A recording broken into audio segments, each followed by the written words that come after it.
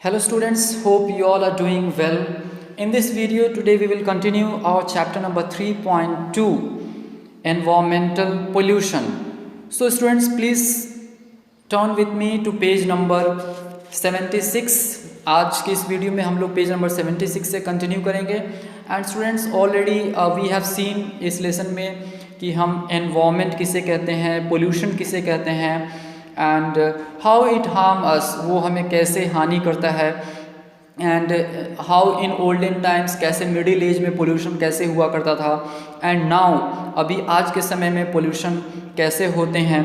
We have seen all this things okay and in this video today we will continue this chapter. आज हम लोग इस chapter को continue करेंगे and we will सी कि कैसे ये चैप्टर आगे मूव होता है and we will try to collect some more information given in this chapter. So page number 76 we will start. Getting rid of plastics is particularly difficult. तो students getting rid means होना, उससे छुटकारा पाना. तो हम plastic से छुटकारा पाना, उससे मुक्त होना, ये कोई सिंपल टास्क नहीं है. It's a very difficult because हम कहीं भी मार्केट जाते हैं, wherever we go and whatever we purchase, हम जो भी परचेस करते हैं यूजुअली जो शॉपकीपर्स होते हैं वो हमें प्लास्टिक्स में ही सामान देते हैं. They give us things in plastic okay, polythene cover हो गया या कुछ बॉटल्स हो गए. अगर हम कुछ भी परचेस करते हैं so we purchase that things in plastic, जैसे शैम्पू बॉटल हो गया ओके, एनीथिंग. सो यहाँ पे दिया गया है गेटिंग रिड ऑफ प्लास्टिक्स, यानी प्लास्टिक से कम्प्लीटली रिड होना, उससे मुक्त हो जाना बहुत ही डिफ़िकल्ट है. After some time wood and paper decay through the action of bacteria. लेकिन अगर हम वुड की बात करें, लकड़ी की बात करें एंड पेपर की बात करें, आफ्टर वी यूज़ इट, हम यूज़ करने के बाद जब हम उसको फेंक देते हैं तो वो क्या हो जाता है, वो सड़ जाते हैं, डिकम्पोज हो जाते हैं through the action of bacteria okay. Bacteria के कारण वो सब चीज़ सड़ जाते हैं and they mix with the soil. लेकिन विथ प्लास्टिक ऐसा नहीं है. बट प्लास्टिक्स नेवर डीके, लेकिन प्लास्टिक्स जो है वो सालों सालों तक वैसे ही रहते हैं, वो सड़ते नहीं हैं. They never decay. The more we throw away the more litter is produce. The more we throw away, हम जितना ही ज़्यादा फेंकते हैं उतना ही ज़्यादा हम लिटर को प्रोड्यूस करते हैं. What is litre? You can see the meaning given here, light rubbish okay, जैसे बिट्स ऑफ पेपर हो गया या रैपिंग्स हो गए, बॉटल्स हो गए, जो हम यूज़ करने के बाद यूजुअली हम पब्लिक प्लेसेस में फेंक देते हैं, उसे गंदा कर देते हैं ओके. तो ये सब चीज़ जो है वो हमारे इन्वायरमेंट को गंदा कर देता है एंड वो कभी सड़ते नहीं है, वो काफ़ी लंबे समय तक वो वैसे ही मिट्टी के अंदर जो है वो दबे रहते हैं. नाउ वी विल सी आगे क्या है. Look at any garbage dump, यानी कि अगर आप किसी भी गार्बेज डंप को देखेंगे, गार्बेज डंप में क्या होता है, a piece of land where waste materials are dump. एक ऐसा प्लेस जहाँ पे जितने भी गार्बेज होते हैं, जितने भी वेस्ट मटेरियल है, उसको किसी व्हीकल के माध्यम से, ट्रक वगैरह जैसे होता है उसके थ्रू उसको एक ओपन एरिया होता है वहाँ पे ले जा करके डंप कर दिया जाता है, सिटी से कहीं काफ़ी दूर. तो उसको हम कहते हैं गार्बेज डंप. तो आगे क्या है देखते हैं. In addition to vegetable scraps, paper and broken glass, you will notice a considerable amount of plastic material such as shampoo bottles, bags, worn out slippers and the like. तो students अगर आप किसी भी गार्बेज डंप में देखेंगे तो वहाँ पे वेजिटेबल स्क्रैप्स जो होते हैं या पेपर या ब्रोकन ग्लास, उसके साथ साथ आप क्या देख सकते हैं, कंसिडरेबल अमाउंट यानी अधिक मात्रा में आपको प्लास्टिक्स देखने के लिए मिलेंगे. जैसे शैम्पू बॉटल हो गए, वी यूज़ कितने सारे हम बॉटल्स का यूज़ करते हैं अपने एवरीडे लाइफ में, तो ऐसे शैम्पू बॉटल्स एग्जांपल के लिए यहाँ पे दिया गया है. बैग्स हो गए, वॉर्न आउट स्लीपर्स यानी कि जो पुराने स्लीपर्स होते हैं वो आप देख सकते हैं एंड ऐसे बहुत सारे चीज़ which is made of plastics you can see lying over there. वहाँ पे एक अधिक मात्रा में, काफ़ी अधिक मात्रा में ये प्लास्टिक मटेरियल्स आप वहाँ पे देख सकते हैं. Vegetable scraps and paper are biodegradable. You can see the meaning given here.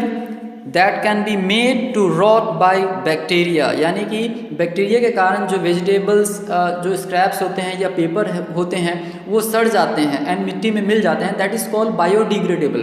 But glass and plastics continue to accumulate and pollute the environment. लेकिन ग्लास के साथ, कांच के साथ एंड प्लास्टिक्स के साथ ऐसा नहीं होता है। They get to accumulate, what is accumulate, वो वहाँ पे इकट्ठा होते हैं and pollute the environment and as a result क्या होता है, वो हमारे एनवायरनमेंट को पोल्यूट करते हैं, दूषित करते हैं।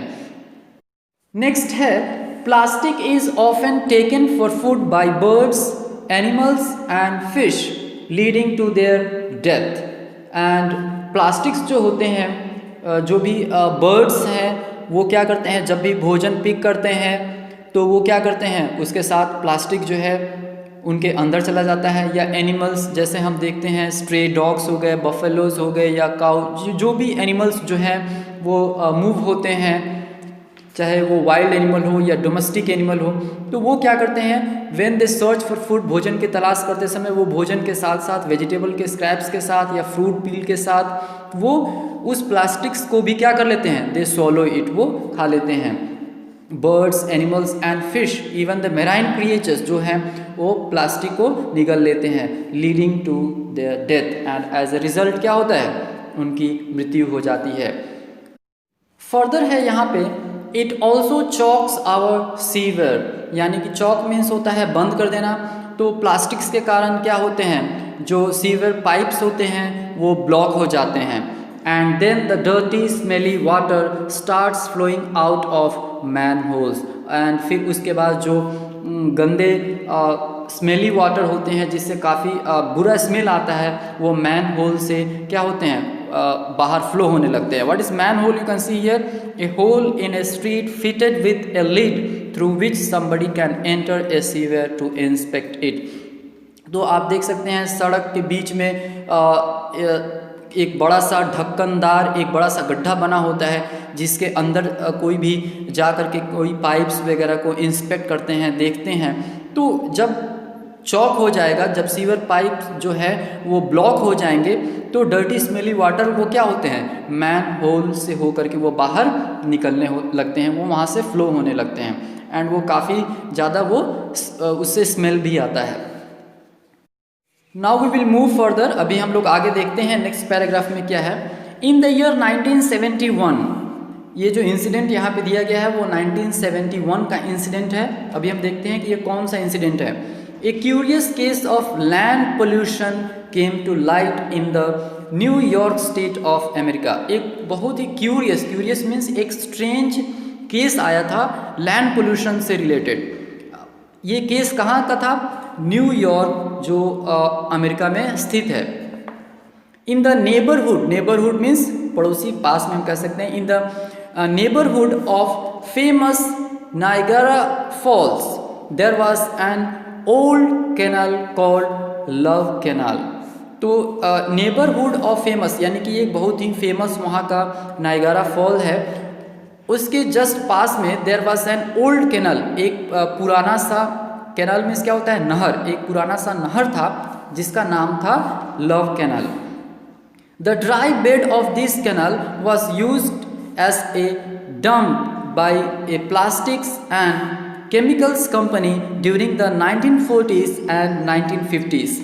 अब इसका जो ड्राई बेड मीन्स जो सूखा वाला पार्ट था इस कैनल का, इसको यूज़ किया जाता था डंप करने के लिए, यानी कि वेस्ट को वहाँ पे फेंकने के लिए, by a plastic and chemical company. वहाँ पे जो प्लास्टिक कंपनी थे जो प्लास्टिक मैन्युफैक्चर करते थे, या जो केमिकल कंपनी थे वहाँ से जो अलग अलग तरह भिन्न भिन्न प्रकार के वहाँ केमिकल्स बनाए जाते हैं, तो वो जो कंपनी था उसके जितने भी वेस्ट चीज़ होते थे वहाँ पे जाकर के वो लोग डंप करते थे।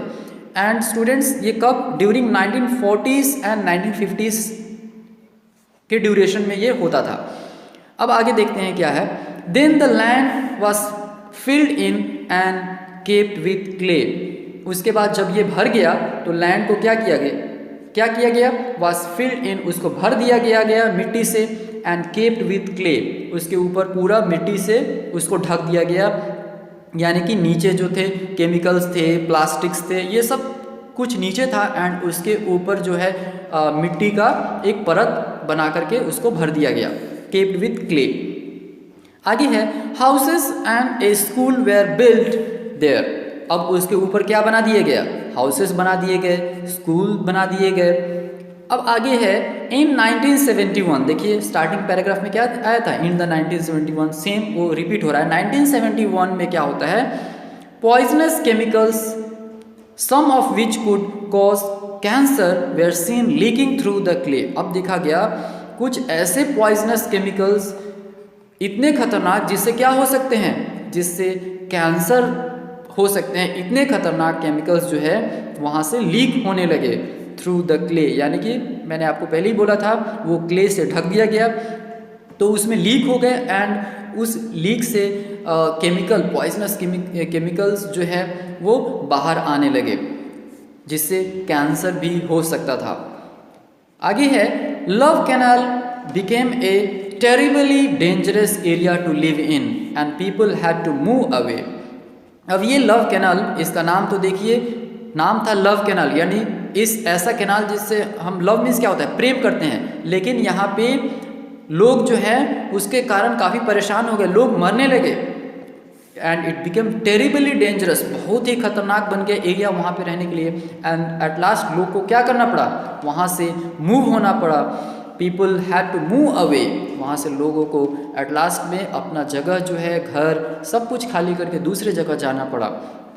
Over $20 million had to be spent in stopping the leaks, यानी कि वहाँ की गवर्नमेंट जो है कम से कम $20 million स्पेंड की उस लीक को स्टॉप करने के लिए, लोगों का जान बचाने के लिए, ताकि ये जो लीक जो है किसी तरह बच जाए एंड लीक स्टॉप हो जाए एंड लोगों का जो जान है वो सेव हो जाए, so that people can save their life.